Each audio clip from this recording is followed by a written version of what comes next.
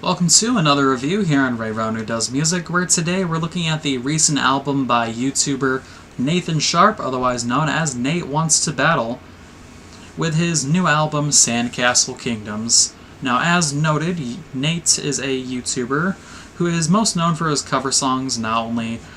current hits like Emperor's New Clothes and Hard Times by Panic at the Disco and Paramore respectively, but also quite a few original songs focusing on popular video games like Zelda and Five Nights at Freddy's, balancing elements of smooth rock and occasional pop punk or pop rock to occasionally blistering metalcore elements. Nate is a very versatile vocalist and instrumentalist in an unlikely area, that being YouTube. A lot of YouTube musicians, whether they be trying to produce their own original music, doing again the video game music thing, or trying to do covers, oftentimes do not excel or get much beyond the platform, but here NateWantsToBattle is flourishing in this platform. While not the first musician to get started with covers and reach success with original music, NateWantsToBattle is an interesting choice in the sense that such versatility and variance in his covers, he keeps a very consistent sound and pacing in Sandcastle Kingdoms despite all that. The lyrics here won't win him any awards, but his work on the guitars especially are pretty impressive, swinging from riffs that border on the eclectic side of things to more measured and anticipation-focused tabs like in Perfect by Design.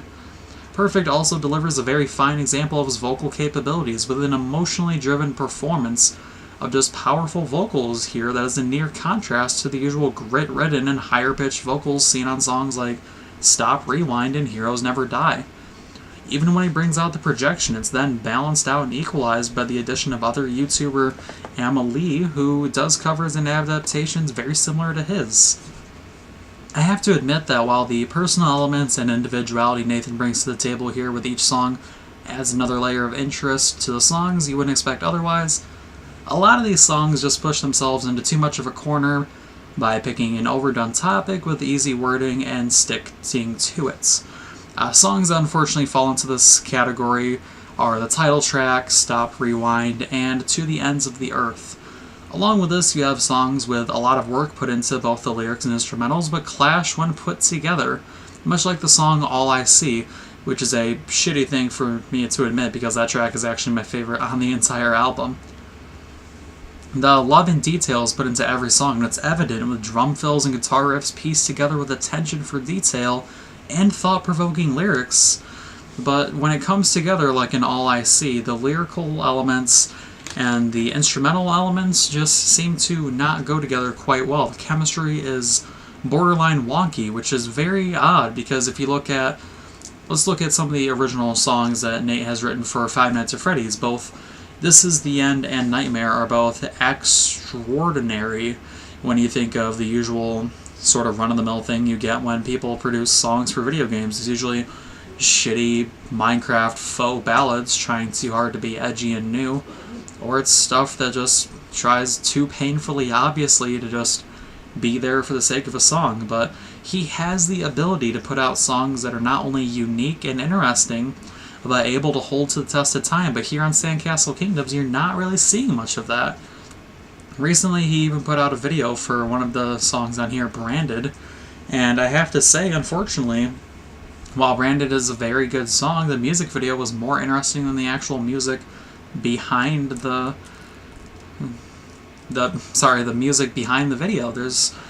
honestly just not much he did with this album, or he could have taken more risk and he could have given himself more opportunities to flourish and excel here. He's limiting himself so much by, again, backing himself into the same corners over and over and not allowing himself to grow forward from that. Like, I could say this is a solid album, but at the same time, I feel like there are so many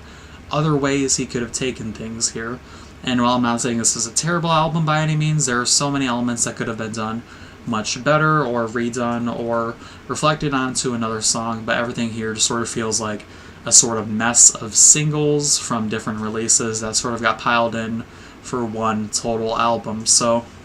finishing things off here, comparing his original music to his parody sort of albums and video game albums is a very impossible task, but I can say, unfortunately, that NateWantsToBattle With this debut album, if you were to put this up against the older songs like Legend of Zelda, Five Nights at Freddy's, and Bendy and the Ink Machine, you'd be better off sticking to those songs, for they are much more unique, much more replay-worthy, and there's, I believe, even more work probably put into those than this actual album, which is a big disappointment for me. While Nate Wants to Battle is a modern manipulator of music genre with an eye for music and a mind to make it, Sandcastle Kingdoms just fails to deliver on what could have been a very impressive and just awe-inducing album. So, with all that said, I have to give this album a 6.5 out of 10. And while I will, of course, do the usual, leave a link down below in the description to my favorite song, I don't know, I guess I expected more out of this album, but with it being the first album from a YouTuber, maybe my expectations should have been a little lower. But with all that said, like I said, link down in the description, recommended list should be doing its usual stuff here. And if you enjoyed my video, disagree with any of my things, or agree with them, be sure to like, dislike, subscribe, unsubscribe, and I'll see you in the next video.